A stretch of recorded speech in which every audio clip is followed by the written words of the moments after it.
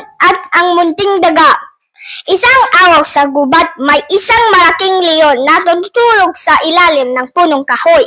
Habang siya mahibig na natutulog, isang maliit na daga ang tumaan at hindi sinasadyang tumapat sa paa ng leon.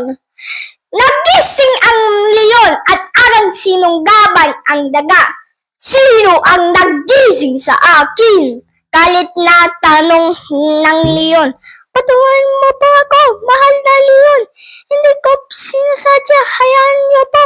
Parang araw ay makakaganti rin ako ng kabutihan ang sa inyo. Pagsusumamo ng daga. Tatawa ang leon sa sinabi na daga. Ikaw, maliit na daga? Anong magagawa mo para sa isang tulad kong malakas ay makapangyarihan? Ngunit dahil sa awa pinakawalan niya ng daga.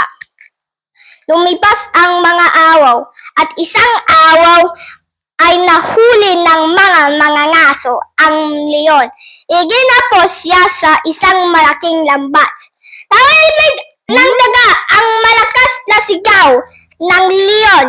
Habang umihiling ng tulong, agad siyang tumakbo at pinutol ang mga tali ng lambat. Gamit ang kanyang matutulis na ngipin. Nagaya ang leon!